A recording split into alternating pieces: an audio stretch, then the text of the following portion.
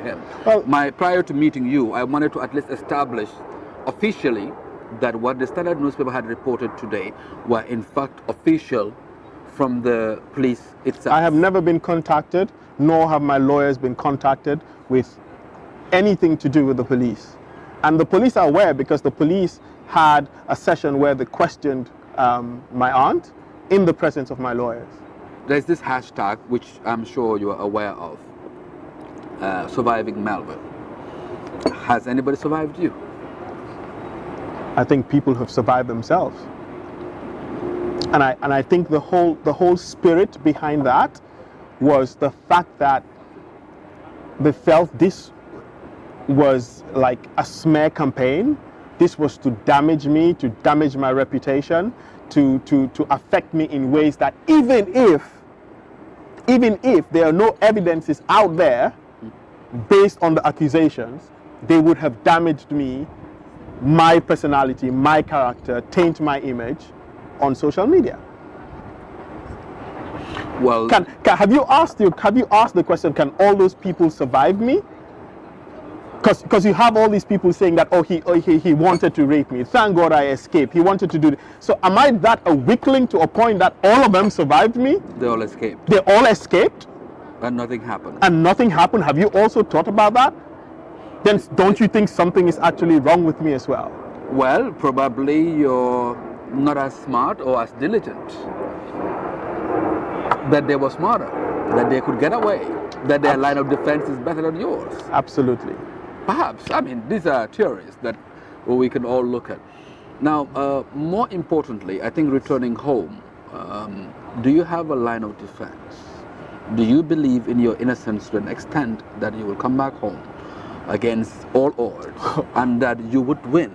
Oh, absolutely. I believe in my total and undiluted innocence, and I've maintained that from the very start. Do I believe in the court system in the Gambia? That yes. is something. No, I do. Okay. I believe in the court system. And until today, I had absolute faith and belief in the police system in my country.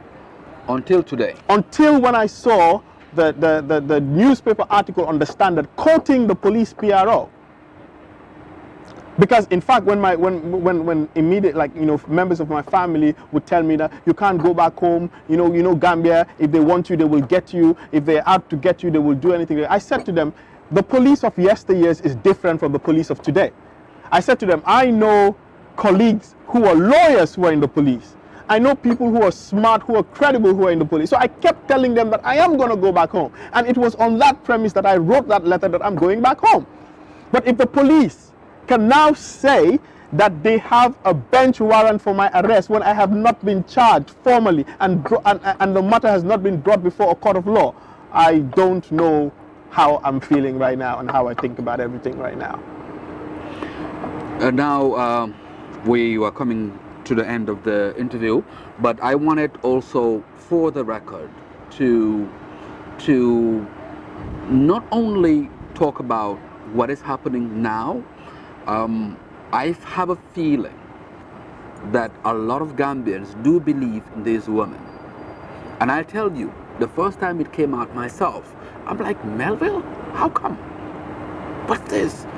So, whether or not you do win this in a court of law or not, a lot of Gambians will look at you with those eyes for so many years to come. How would you react to that? You see again, Harona, you said you have looked at the accusations. Yes, I have. I'm 37. I've lived in the United States. I've lived in the UK. I've lived in the Gambia. All of these accusations claim to have happened in 2017. Harona, I've gone to a boy-girl school. I was a youth leader in my church for so many years. I went to bar school, I've lived with women, I've interacted with women, my best friends were women, and I've never ever in my life had any such issue with any woman wheresoever. And all of a sudden, I am Deputy Permanent Secretary and I'm a rapist. All of a sudden, I graduated from Oxford and I'm a rapist? What happened to me when I was struggling in Gambia and